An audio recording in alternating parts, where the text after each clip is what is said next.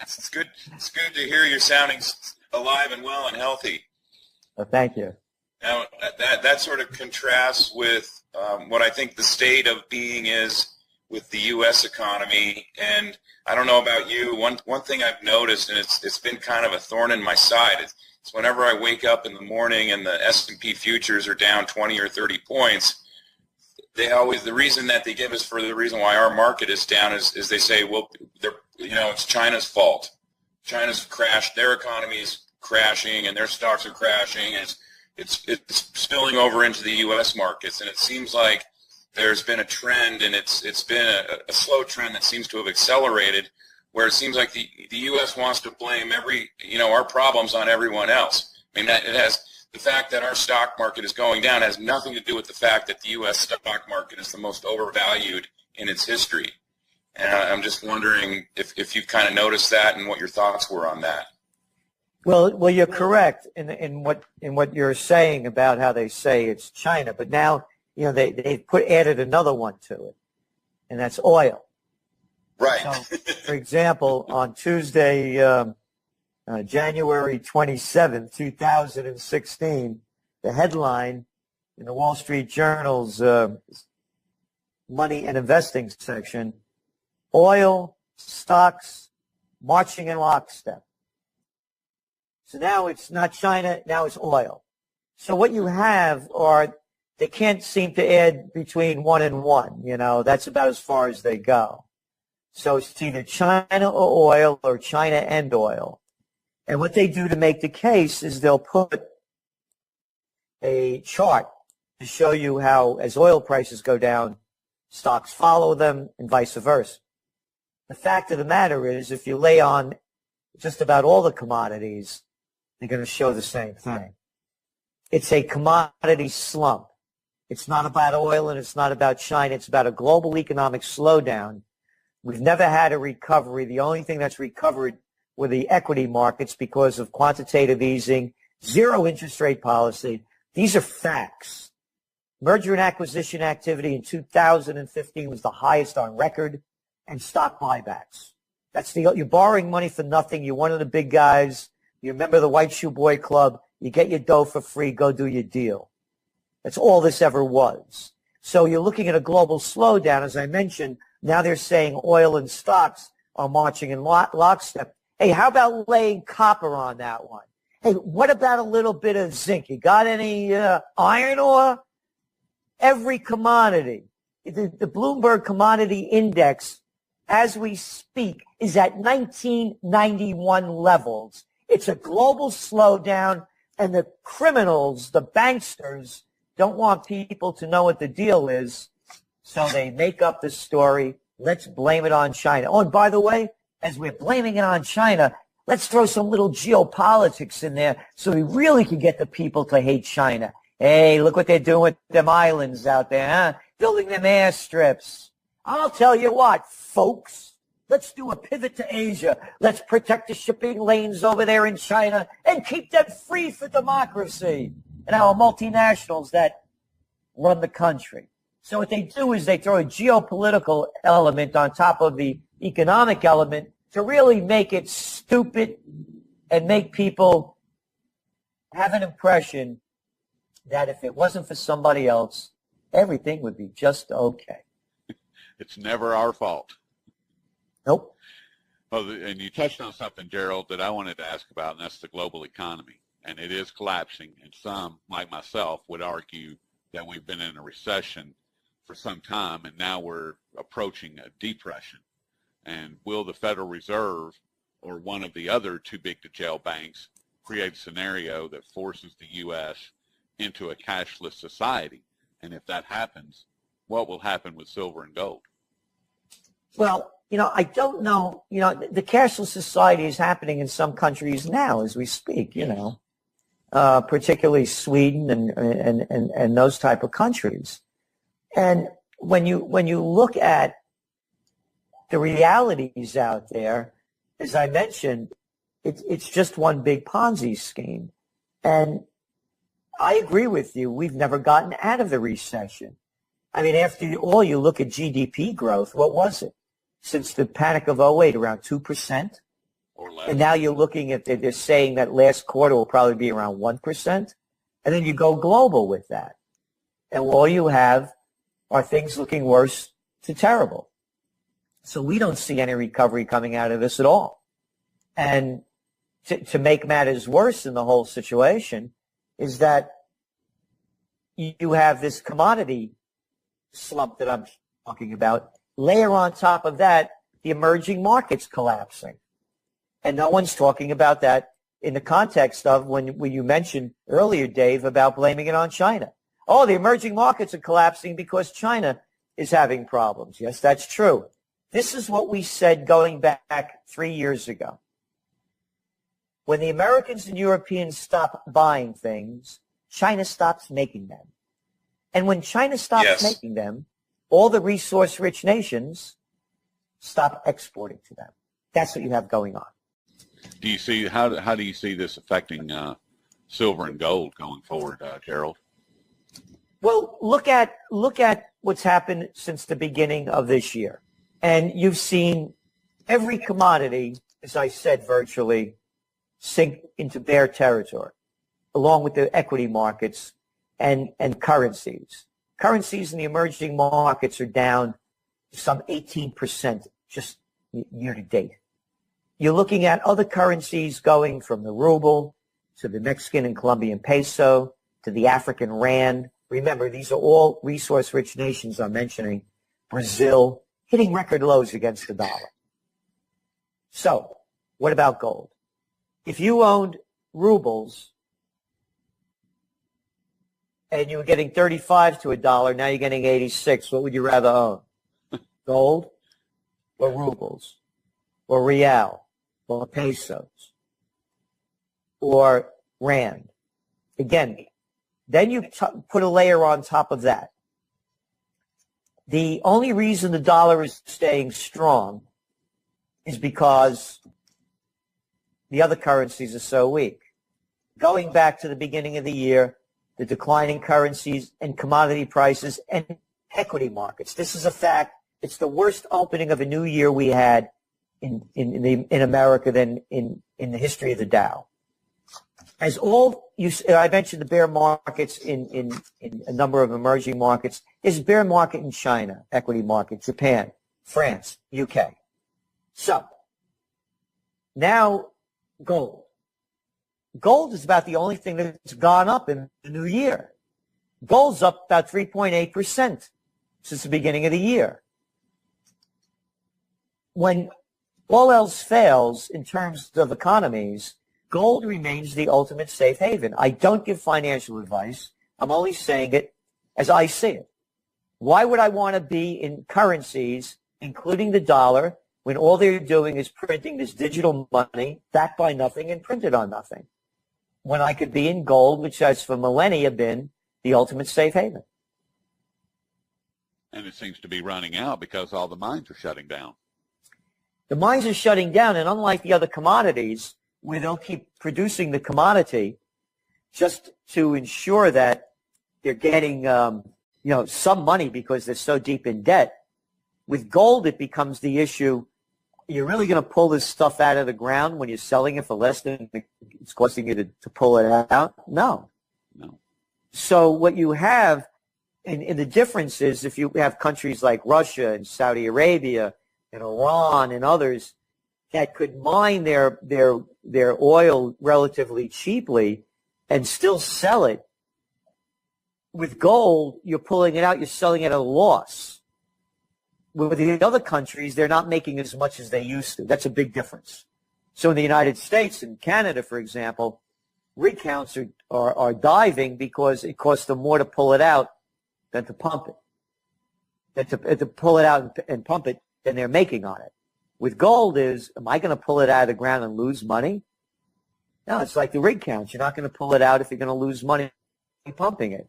But the countries that don't lose money pumping it are going to keep pumping it. So the correlation between gold and commodities is very different.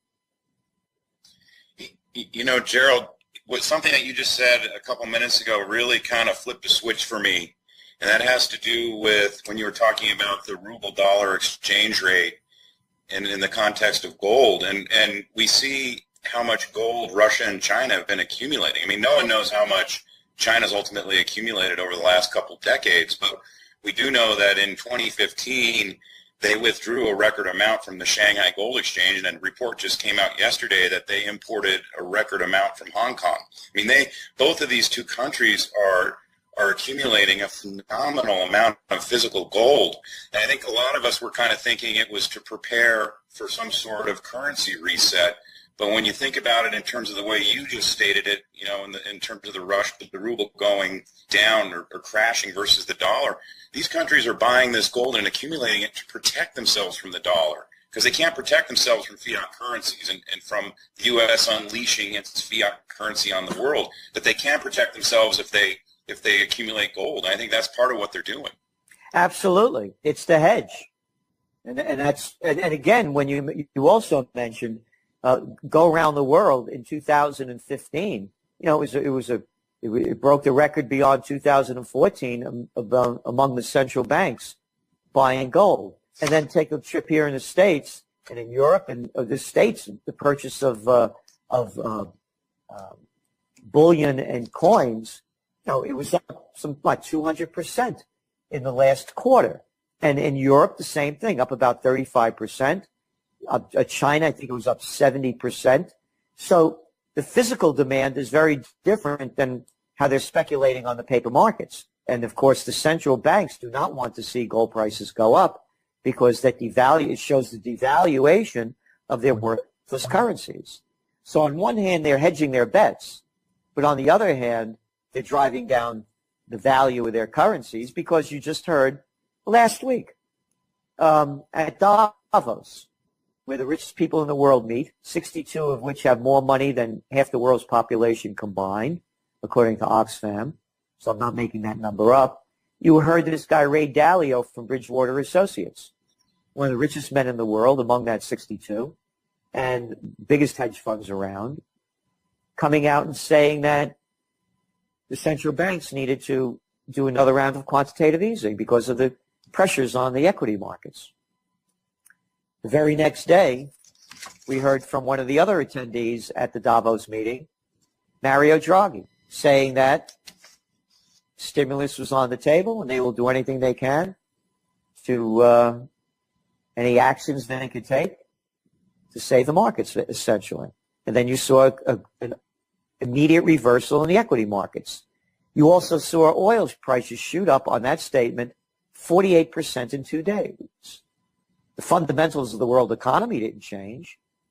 The game is rigged. Just like they rigged the LIBOR rates, the interest rates, and the Forex markets, the currency markets, traded at $5.3 trillion a day. You just saw the great rig come out of Davos last week. Was it a coincidence? Or what do you think, the people were sitting around watching Bill Gates and Warren Buffett play bridge? I would say probably not. I mean, you had the Sheikh of Arabis over there, the presidents, prime ministers, chancellors, secretaries of this and that, ministers of here and there. You think they're around, you know, just, wow, hey, don't play that card. No, they're doing a deal, man. Setting us up. Yep. Knocking out them shorts. Those market shorts. Those market shorts. I want to turn to the U.S. for just a second, Gerald, and kind of look at something a little bit darker. And with organizations like Black Lives Matter, the situation in Oregon, which is currently escalating, and various other civil and uncivil activities happening around the country, what do the trends tell you will be one of the trigger events that creates a mass uprising and civil unrest in the United States? I think you're going to see it kind of like the things that are happening in Flint, Michigan, where the people are being poisoned by the state to save money. Yeah, we have wars to wage all over the world, of course. You know that. Yes. But with no money for we the people. You know, Obama dumped them a tiny $5 million, called it an emergency rather than a disaster, as people are dying and suffering. But, hey, how many drone strikes this week, how many they cost? But anyway, I think it's going to be economically based, but it may have another trigger point that knocks it off, like a Flint type of episode.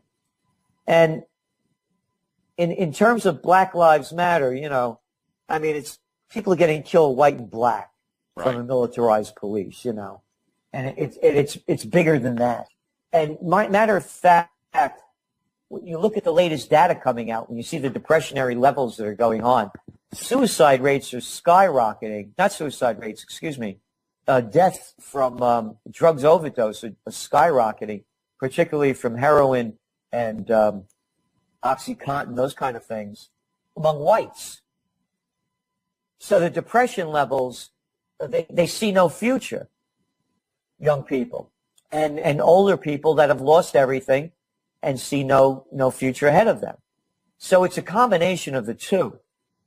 And that's what we see kind of happening. But again, it's very difficult to pinpoint what it might be. But it might be racially charged, but have a severe economic undertone behind it. Yeah, I didn't mean to imply that it would be a race war at all. I mean, that's just one of the larger organizations that's out there that's been very vocal. And now, once again, we had the situation that's in Oregon, and they were surrounded just yesterday on Tuesday by 200 FBI, and there was a person that was killed. Several people were arrested. I mean, in that situation, people are saying that it could turn into Waco or Ruby Ridge, in a flash. And I was just curious if you saw, if the trends are telling you that it's going to be more of a violent situation or more of an economic, and I think you're alluding to more of an economic situation. I mean, there was a Gallup poll that was done not too long ago that showed, 75% of the people that were polled said that government corruption was the number one issue, was the number one problem that our country has right now. I mean, if you've got 3 out of 4 people that are being polled that say government corruption is my number one issue, is the number one problem with this country, there's a huge problem. I mean, that's a big deal to me anyway. Oh, it is. One of my sayings is when people lose everything and have nothing left to lose, they lose it. Exactly. And people would care less about the government if everything was going fine. And so what I'm saying is that it could be a racial trigger, but it'll have an economic undertone, a base of it. And that's the way we see it unfolding. Again, looking what's going on in Flint is a good example of, number one, how the government cares. They could care less about you or anybody else or me, and it's only about money. And then again, let's go to, the whitest of white places, the outskirts of Los Angeles, where they have that terrible methane leak. I mean, that's a very exclusive enclave. And people losing their homes. They can't go back home. They can't stop the methane leak. So what I'm saying is it's a number of different issues. And then look what's going on with the declining oil prices. How many banks are going to go belly up, particularly in the oil-rich areas where they loaned so much money during the oil boom?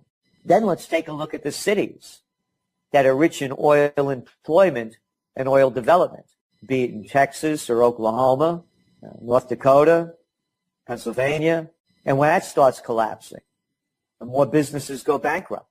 It's a combination, as I see it, as that could be the trigger point. And of course, the only real solution is a peaceful one. It's anybody that has violence on their minds, or it's not going to happen in a positive way. All you have to do is look around the world. Happy days are there in look with Egypt with a military coup and what's going on there. They just had the anniversary of the Arab Spring, and it barely made the news. And they clamped down on everybody, wouldn't allow anybody to protest. So it has to be a peaceful revolution, and there's no reason why it shouldn't be. I mean, there are enough smart people in this country that want to have positive change. Yep. Well, as John Lennon said, that once you turn to violence, then the government has you exactly where they want you. They know exactly what to do with you and how to do with you. But if you are not violent, then they don't know what to do because That's right. they have no response. That's right. And he's 100% right, because they only act in a violent way and are defenseless when it comes to waging peace. Laughter. I don't know what to do with laughter. No, no. Boy, what attitudes these guys have to. It took me a lot of years to write this one line. I was not put on this earth to take orders by, begins with an A and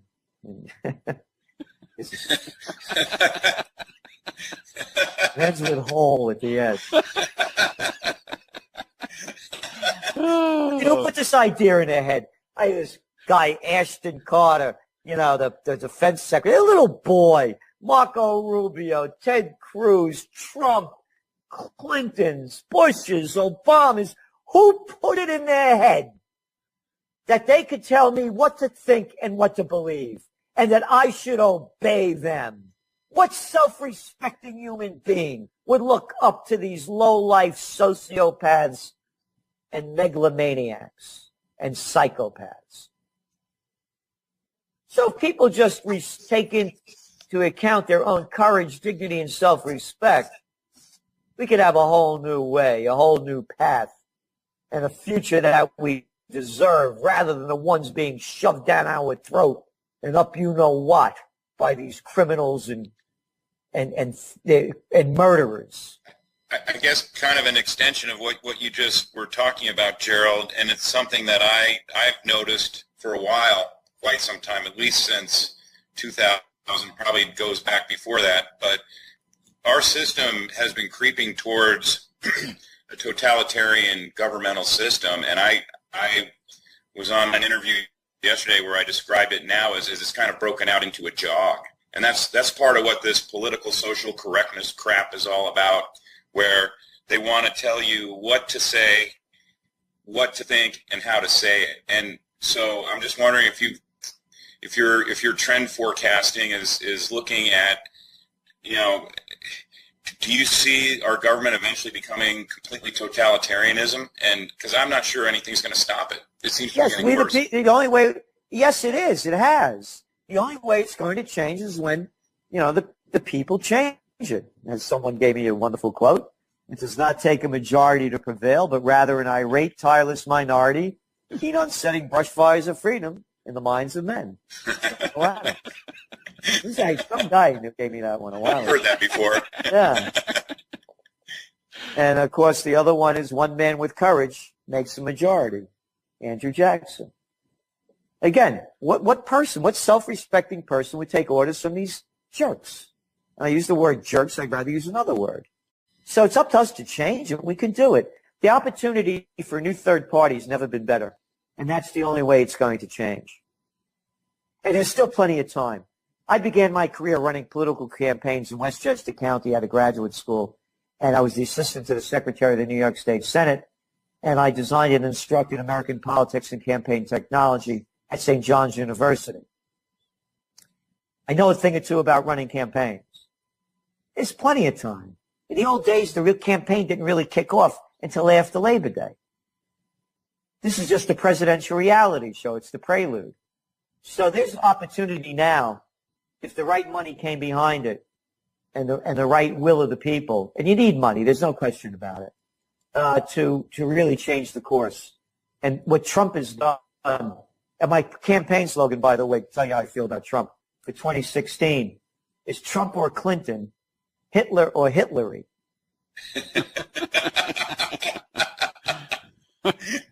So what Trump has done, he showed what a fraud the whole thing is. Yes. And what a bunch of little lightweights are out there.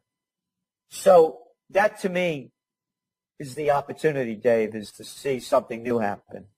I guess that, Roy, I don't know about you. I just have one more quick thing here, and I'm not going to hold you to any predictions or anything. I know that I get asked this question all the time. I mean, I think we all know that the stock market's floating on an air of liquidity. The bond market, interest rates are going to skyrocket, which means bonds are going to crash. The stock market needs to crash. the thing of it is, they've been kicking this can down the road for a lot longer than I ever thought they would be able to. How much longer do you think they can keep kicking the can down the road before they just lose complete control out of this? And again, I mean, a lot of people that I talk to who I respect think it can't go on beyond this year. And I mean, I'm not willing to go out there and make that prediction. I'm just curious what your thoughts were on that. Well, we said it would crash. And I've been wrong on this because they keep making, I thought it would end in 2010. Yeah. I had no idea they'd come up with quantitative easing or zero interest rate policy. And it's brand new. If you're over in Europe, it's negative interest rates, negative bond yields. This has never happened in the history of the world, part one or part two.